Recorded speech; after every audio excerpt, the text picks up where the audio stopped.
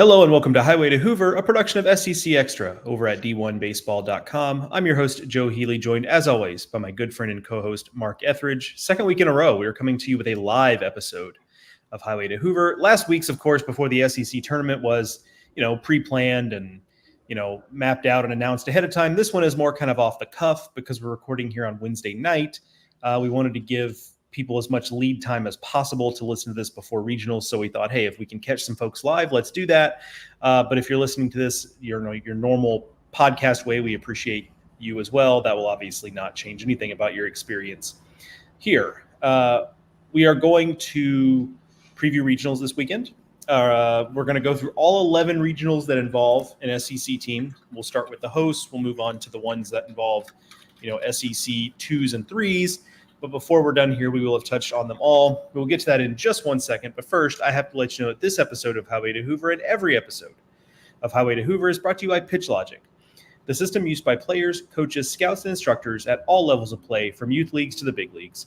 The easy-to-use and affordable technology makes the platform accessible to every player at every level. All the metrics and features used at the highest level. See pitchlogic.com for more information.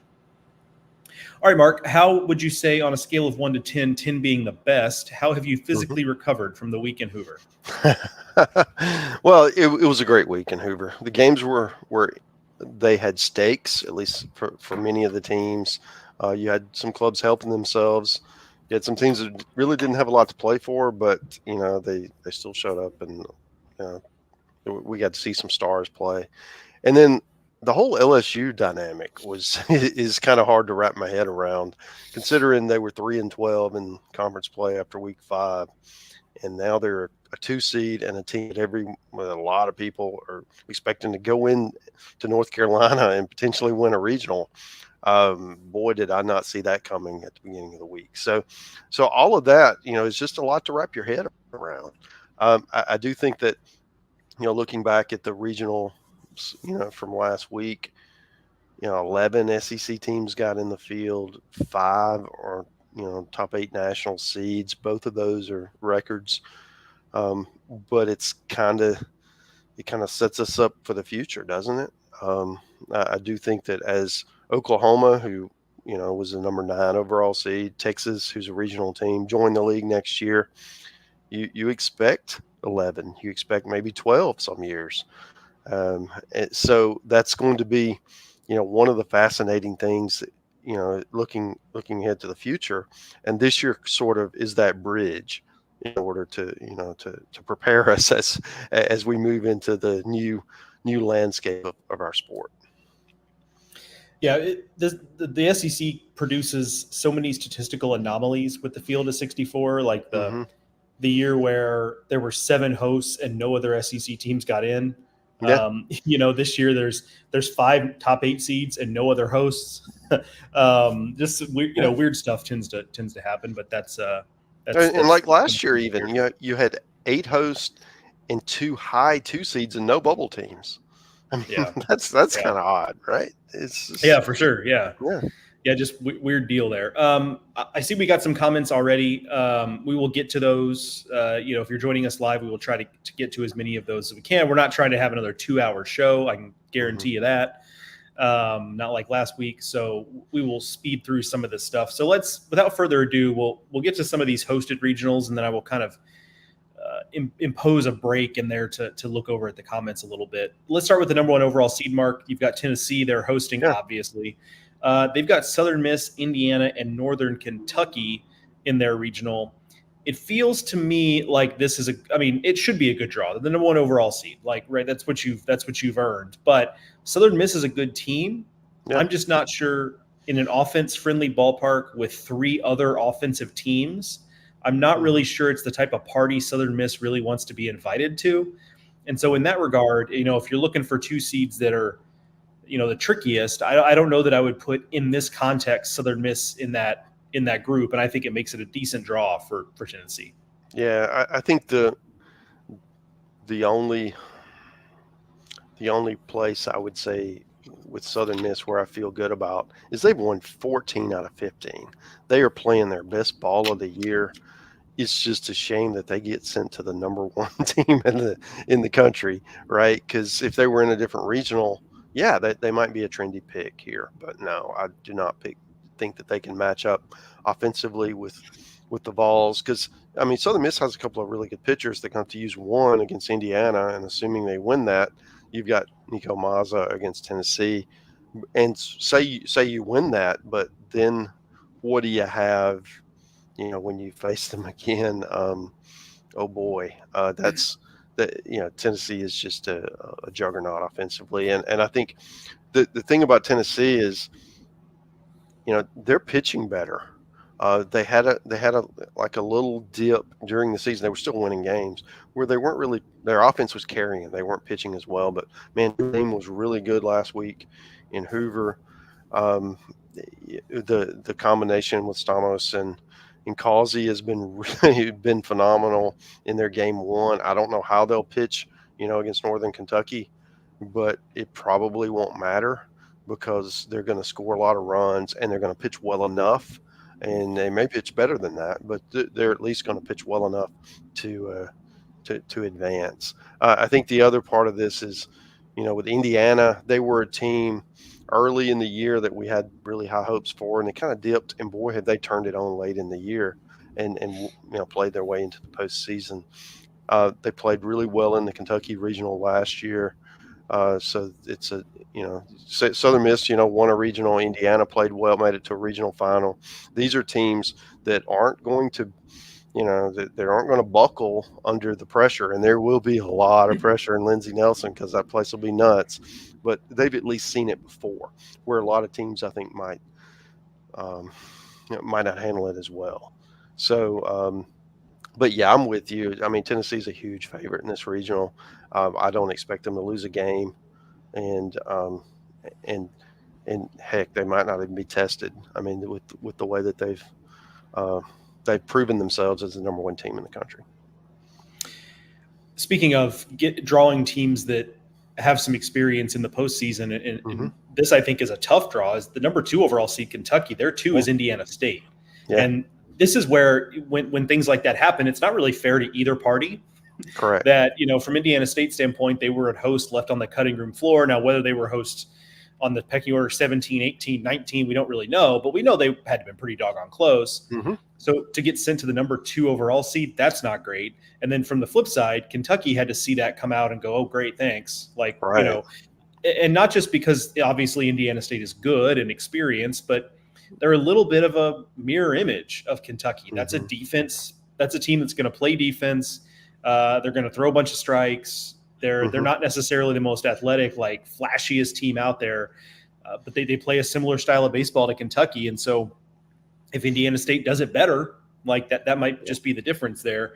And then, oh, by the way, you get the Big Ten champ as a 3 seed. And look, you know, I know opinions about Big Ten baseball vary from person to person, but anytime you draw a conference champ in a league like that, I mean, it's a little bit scary because you know they can play. So that felt like, to me, as good as Tennessee's draw was, this feels like, I won't say a nightmare because that's overstating it, but feels like a really tough draw for the number 2 overall seed. Yeah, maybe so. I do think that, you know, Indiana State last year would have matched up a lot better with last year's Kentucky, right? I think that there were probably more similarities, and they were perhaps a better version of that. I don't think so this year. I think Kentucky has elevated their physicality, their offensive lineup depth. The pitching is good enough, I think, and Kentucky is just a better version of what they were last year. And I don't know that Indiana State is. They might be good enough. You know, it's a short weekend, but I really think Kentucky, especially playing at home, that environment, they're going to come out and take care of business. But to your point, it really was a disservice to each of those teams putting Indiana State. There's no S curve at all, right? Because Indiana State would not have been sent to the number 2 overall seed. However, you know who benefits from that?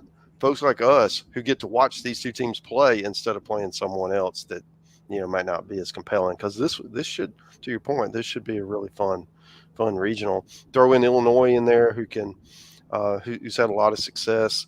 And they're familiar with Indiana State. They played them, I think, a couple of times already this year. So it's not going to be I really think that this will be a fun regional. It's probably a lot of close games, but I do look for Kentucky to advance. Shout out to our colleague Burt Granger. He's going to cover that one. Should be a lot of fun. Worked out well for him because he covers a lot of Midwest stuff for us. He lives just a couple hours from Lexington, so to get to see three teams, he's covered a decent bit this year, and be able to make a quick drive to get there. That's a pretty good deal there. Let's talk about Arkansas. And I guess we had a question about this in the comments. Let me go over and make sure I have that right. So Jeremy McCollum on YouTube says, "Hey guys, thoughts on who Arkansas pitches on Friday, assuming they save Hagan for Saturday?"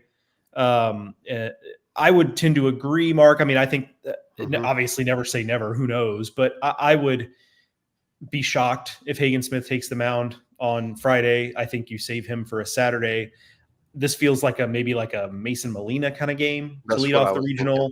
Yeah. Because you don't want to mess around too much, right? Like you don't want to get cute, Right. but you also want to understand what you're there to do. Right. I agree. And I do think that with the way that the SEC tournament went, I mean, Arkansas has everyone available. It was a quick exit. No one threw a lot of pitches, but they did get guys some work. So it's kind of dealer's choice. How do you want to approach this weekend? With SEMO, I really don't think that as good as Arkansas has been in midweeks this year, I really don't think you have to throw Hagan Smith to win that game. I think you can throw Molina, you can throw Gage Wood, you can throw, a combination of guys, whole staff it, however you want to work it, and be okay and set yourself up for Saturday. It feels like a little bit of an oversimplification of this maybe, but I think it just goes down to like if Arkansas pitches anywhere close to the top of its ability, no, I don't think anyone touches them in this regional. Because when they were the number one team in the country, that's what was happening. So I think if that's the case, then we're not, they're 3-0, they're moving on, so on and so forth. However, La Tech has played well down the stretch. The team won 45 games. La Tech did. So like that's a team with a lot of belief there. K-State is obviously talented, right? I mean, they have multiple Team USA guys on that roster. The depth is not great, but they certainly have high-end talent. So it's a kind of deal where, like, I think this has the potential to put a scare in Arkansas if some of the backtracking we see on the mound continues. But if they pitch well enough, I think that's just the key to it for them. Yeah, especially because, I mean, Louisiana Tech and Kansas State both, they have enough offense to give Arkansas trouble, especially if it becomes one of these scoring battles. Can Arkansas keep up? That would be, the concern. But most likely it won't, because Arkansas has so many arms, and if one guy's not working, the next guy should, and be able to slow it down. And that's kind of, what we've been talking about Arkansas all year.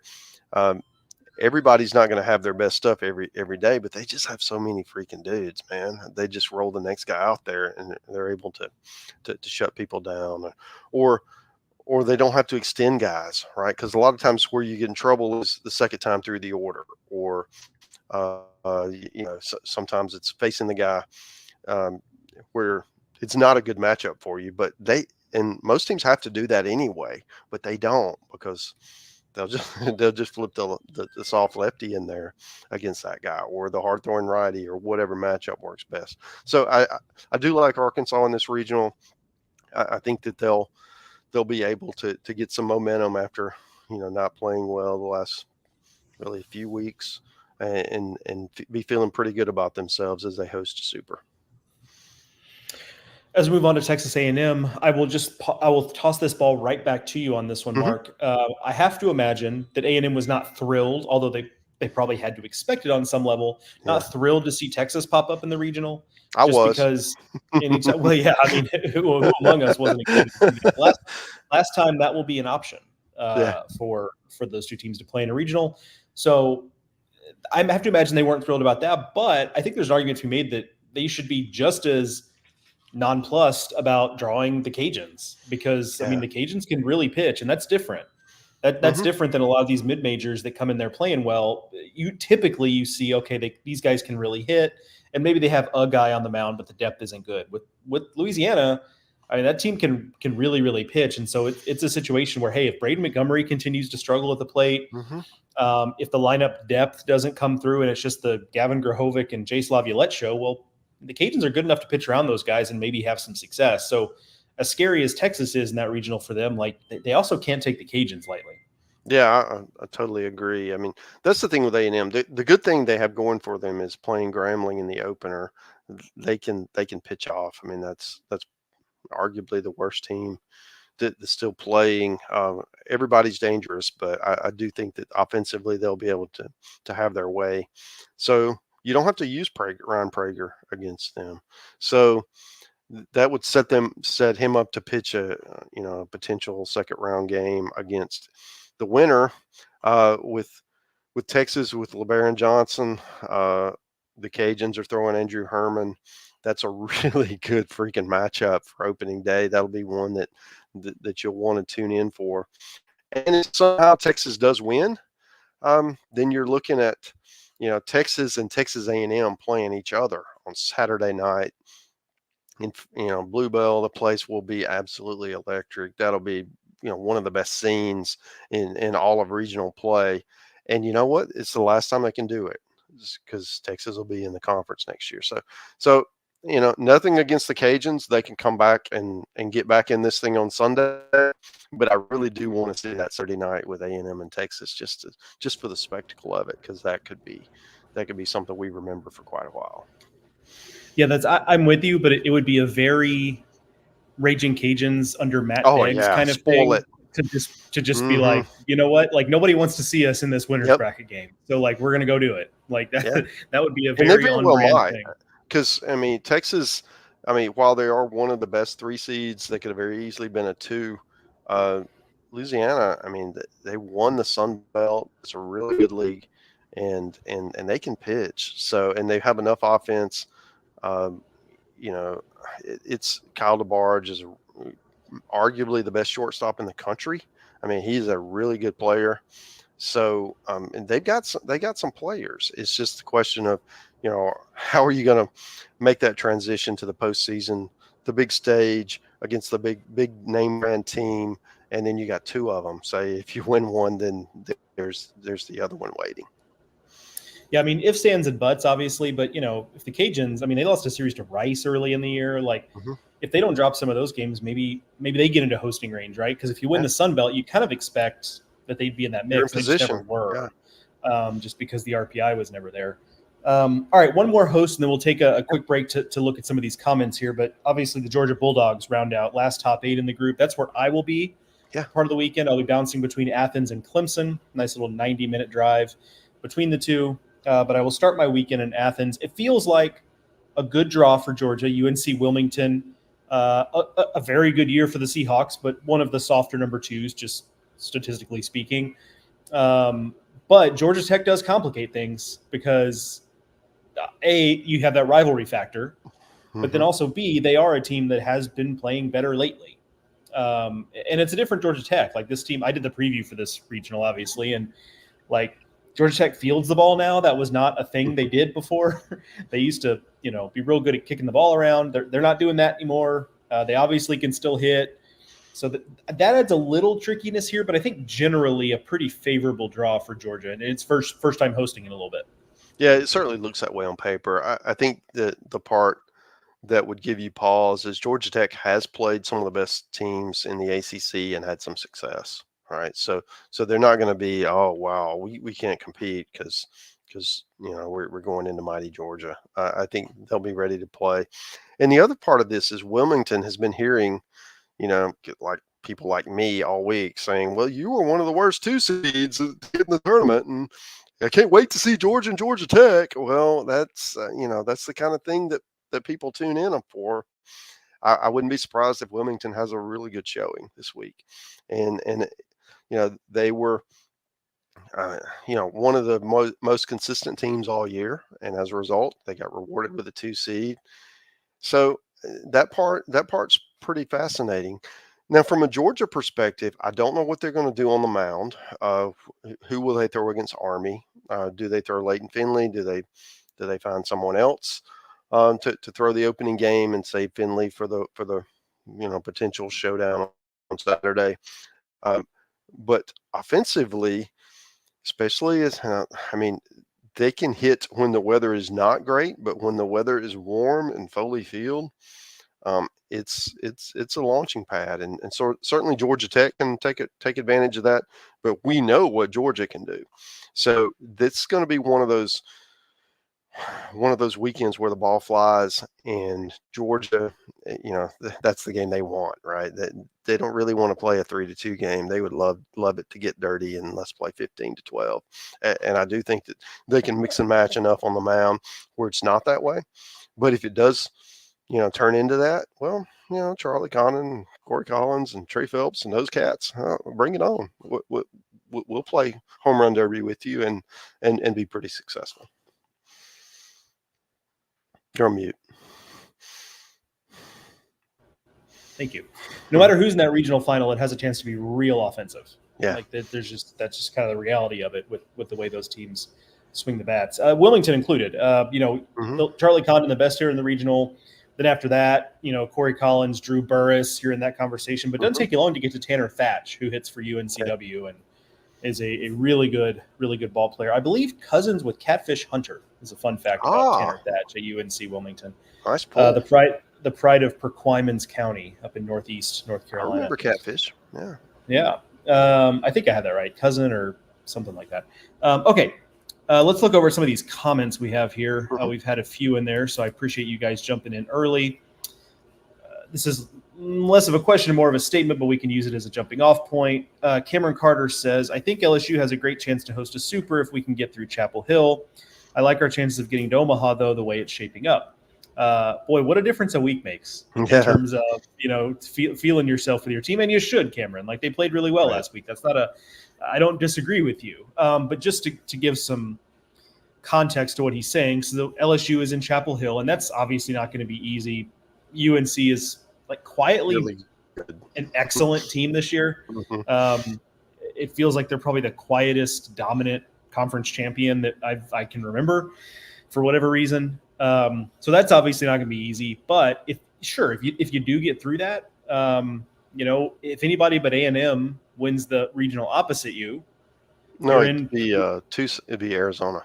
I'm sorry. Yes, Arizona. Thank you. Yeah. That's why we have you here, Mark. Yeah. So if anybody but Arizona wins that regional opposite, I like your chances. You like LSU's chances because it goes, for those who don't know, if a 2 and a 3 win opposite regionals, the 2 hosts. However, if it's a 2 and a 2, it goes back out to a bid, and 99 times out of 100, that bid's going to go LSU's way, and the 100th time is probably incorrect. There's a meteor involved. Yeah, exactly. Or some sort of natural occurrence. Like, hey, we got 15 inches of rain last week in Baton Rouge, and the field's unplayable or whatever. Just that kind of deal. So, so Cameron's on to something there. Arizona also. I mean, that Tucson regional it's tough. I like Arizona's the favorite because they're at home, but not by a lot. Yeah, and they didn't get any favors with Canyon as the 4 teams are very familiar with each other. You hate it when you draw the 4 that's feeling really confident and can hang not with you. Yeah, exactly. And DBU and West Virginia. I mean, DBU was they're one of the top 2 seeds. West Virginia, arguably is the top 3 seed, certainly one of them. That is a really challenging regional. So to your point, it could very easily go to not Arizona's way if LSU were to advance. I like your chances. Yeah. All right, let's go. We talked about the Arkansas one there. Liz on YouTube, Liz V makes a comment about something that happened in the D1 podcast, the big podcast earlier today. I goofed on a Knoxville landmark thing. We're going to slide right past that. Jeremy Scott on Facebook, Roll Tide with a record 11 SEC teams in regionals. It really does just mean more. It means more teams in regionals, if nothing else. Yeah. Connor Johnson, our resident Beavers fan who checks in on the SEC, says highway There to we Omaha. go. Am I right, fellas? Yeah, for the I next like week it. or so. Yeah. Yeah, I like it. Okay, good Pretty question clever. here. Yeah. Sam Smith on YouTube says, does Southern Miss hold Billy Oldham till Saturday? He had success last year I against doubt it. Tennessee. I doubt it. I Yeah. mean, yeah, it's you go ahead, Joe. No, you go ahead. You know Southern Yeah. Miss better than I do, so Yeah, go ahead. I wouldn't think so. I mean, Indiana's no joke. You've got to go ahead and throw Oldham there. And Nico Maz is really, I mean, he's no joke himself. I mean, he's probably their most talented pitcher. Oldham has been their most successful, but they're 1-2. They're kind of like what we talked about with LSU, having two good pitchers kind of gives you an advantage. Well, Southern Miss has two. After that, it's a little bit hit or miss, but they do have two really good starters, and that gives them an advantage that a lot of teams don't have. But to answer your question, I see Oldham against Indiana. I would think so too, because I just think Southern Miss can't take a chance. You lose that game, and you're now you're using your second guy. If you save Oldham, you may end up having to use him in an elimination game, right?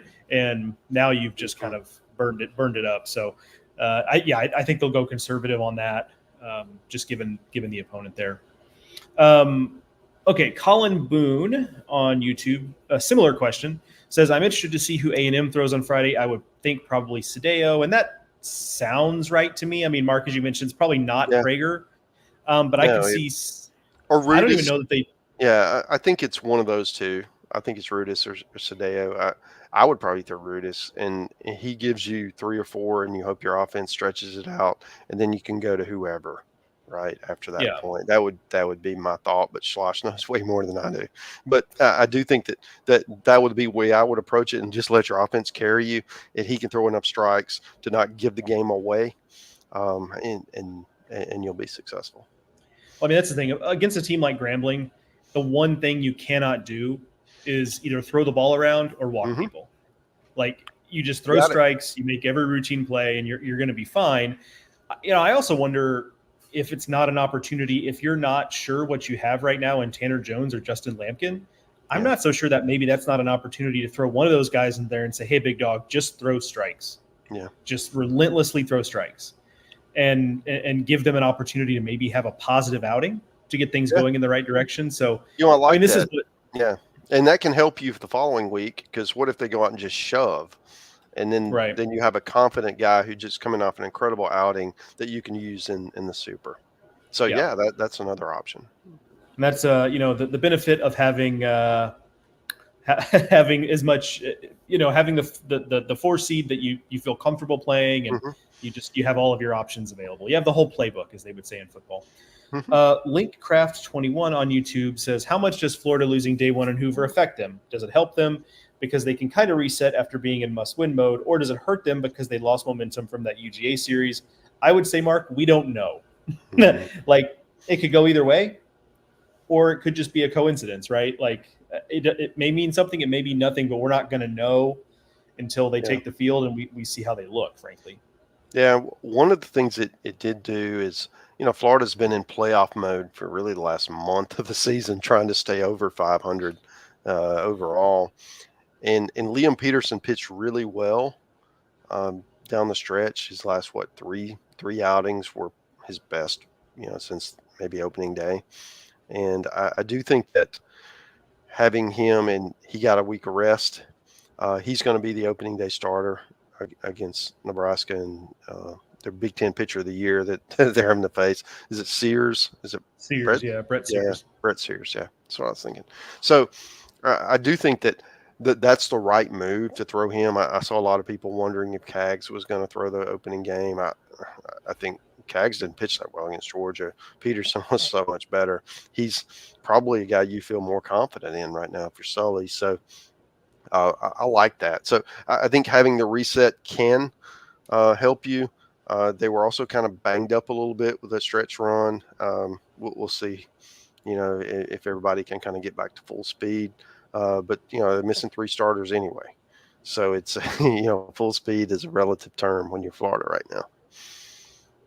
Yeah. Well, we'll just, the whole rest first rust thing is a debate that we're just probably going to have in sports until the end of time, because there's just no real good way to know. Because even if they come out and play well, is it just that the rest helped them, or is it just that they are playing well? Right? Like, I don't know. Who knows? Josh Sylvester on YouTube. A lot of rain expected in College Station this weekend. Ooh, yeah, boy. State of Texas is getting pummeled right now. Does that favor UL in Texas if there are late night games, sort of taking the crowd out of the game if it starts super late? It can. Yeah. It can sterilize the environment a little bit. But I would also say I think it can go the other way, where the fans you do have are really engaged and really loopy. You know, that's my theory, Joe. If once you get wet, you get rowdy. I mean, I've been there, man. Once you're just drenched, you just kind of lose your inhibitions and you just let it hang out. And I do think that once you get to that point, it's bad to be the opponent, because you might say whatever, right? You might be the most obnoxious person in the stadium. Not that I've ever done that, but I do think that that's a possibility when it gets, in those kind of conditions. Yeah, put that on a T-shirt. Once you get wet, you get rowdy. Yeah. No context. All right. The final question in the chat right now is a good segue into kind of like Josh Sylvester says, rain delays equals more time to drink. Yes, exactly. Last comment here to move on as a good segue to move on to our next little segment. What non-host do you think will win a regional? So real quick, I will run down the 6 that we have SEC teams not hosting that are in regionals, run down where they are. So we have South Carolina are in Raleigh with host NC State. Alabama is in Tallahassee with host Florida State. Vanderbilt is in Clemson as the they're the 2 there, right, Mark? 2. Not the 3. Yeah, 2. Okay, yep. In Clemson, Mississippi State in Charlottesville, Florida as the 3 in Stillwater, and then LSU as the 2 in Chapel Hill. Mark, which of those 6 do you, if you had to throw a few bucks on one of those 6, which would you throw some money on to win that regional?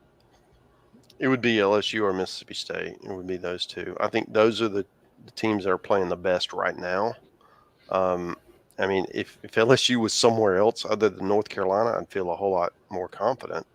But still, with the way they played last week, with having Gage jump and Luke Holman, like we talked about before, a lot of teams have to choose which of their ace to throw, and they only have one ace, so that's not a real hard decision. LSU's got 2. And not only that, they proved this week that they could win when those 2 guys aren't pitching, which I think means a lot to the rest of the team. And from a confidence standpoint, they're winning with offense. They're getting good pitching from other characters on that in that staff. So that would be, I think LSU's got a great shot.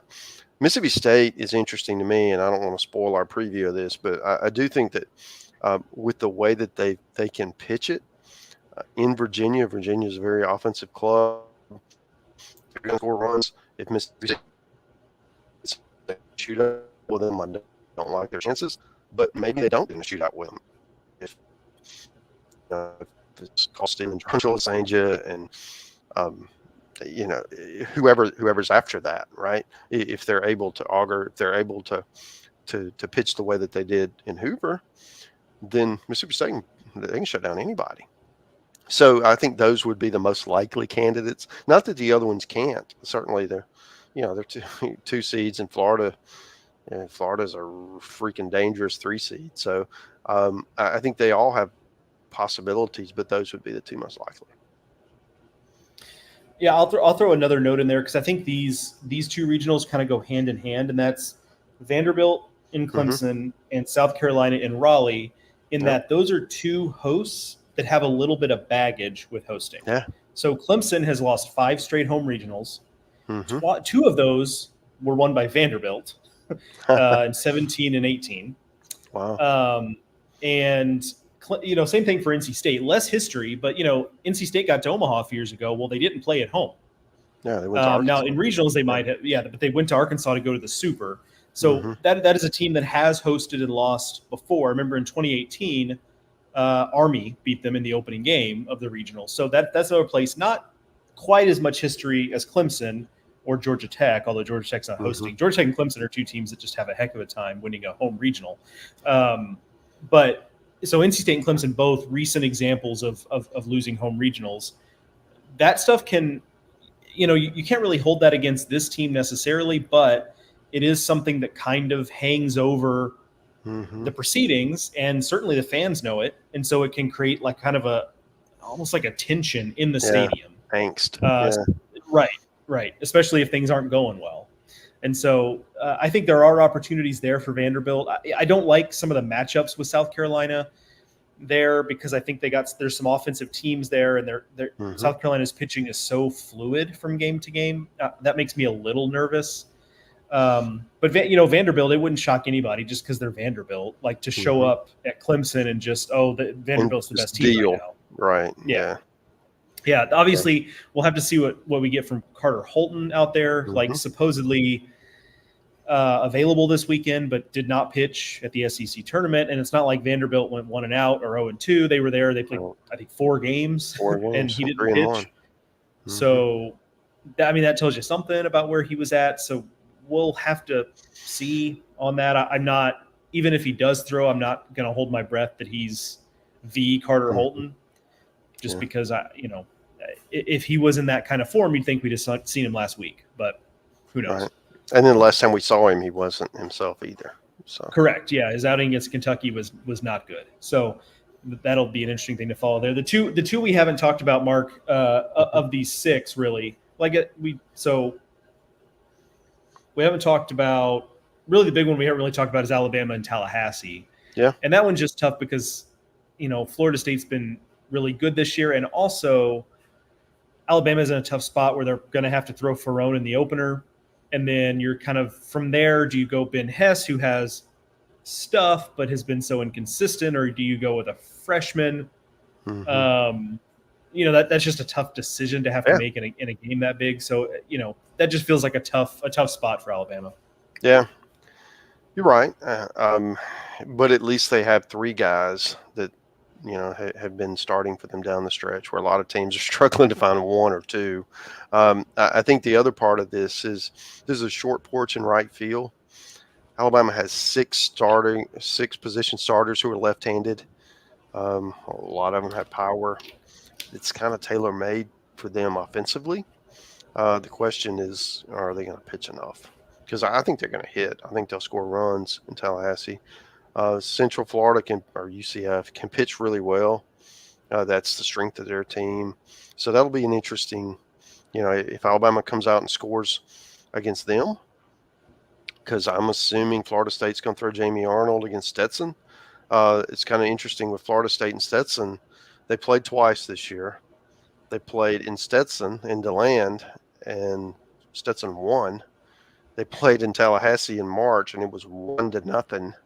Florida State. I don't know that you can screw around here. I think you've got to throw your ace in that game. We'll see what Link decides to do, but I think it's going to be that's one of these 4 seeds like we talked about with Grand Canyon. They're familiar with you. They're not afraid. They're going to come in and hit you with a haymaker, and that's what I expect out of that one, which kind of that would help, Alabama or UCF, whoever advances potentially, right? So, it's for Alabama, like it always does. It's going to, I think they're going to hit. Can they pitch enough, and can they close out games, after the starters leave? I think the other thing to think about is with Florida in that ballpark, it's such an offensive ballpark, in Stillwater. They can hit, they've got such power. I think that's a good matchup for them, and that's something that, I think that they can take advantage of. Now, whether they pitch enough, they got to stay in the winner's bracket. But if they do that, they got a puncher's chance. It wouldn't shock me if the business end of that Stillwater Regional looks a little bit like the business end of the Stillwater Regional 2 years ago between Arkansas and Oklahoma State. Where the games between those 2 teams were just bonkers, and there was like a 24-10 game, or whatever it was, football score. Yeah, like, so it wouldn't shock me if it's something similar there at the business end of that regional. A question on X here, and I don't know the answer to it, but it says, have Kentucky and Oregon State ever played each other in baseball? Interesting super regional potential there with those offenses. Wouldn't I don't know. That seems, that seems like a weird matchup that probably, never say never because, tournaments and whatnot. But I guess, I don't know. Like, I don't even know how to guess whether or not they played. But the point of it would be an interesting matchup. That would be be fascinating. Totally agree. Wouldn't hate it. Not one bit. Yeah. And again, if you're Kentucky, you're like, man, we got dealt a tough hand with the regional, and now we got Oregon State, who frankly is more talented than what their seed probably is. That's not a comfortable matchup there. All right, Mark. Okay, update. Oregon State website shows no games in their history log. So how about that? It might be the first time they ever play. Yeah. All right, Mark, anything else? We're trying to get in and out on this one relatively quickly. We'll take a look at the super matchups once we have them, but anything else before we wrap up here? Yeah, I think the South Carolina one is interesting for me in Raleigh, just because the way that they won in Hoover is they won with offense and they just kind of pieced it together on the mound. Well, that's kind of what this regional looks like to me. None of these teams just have phenomenal pitching staffs that are just going to shove.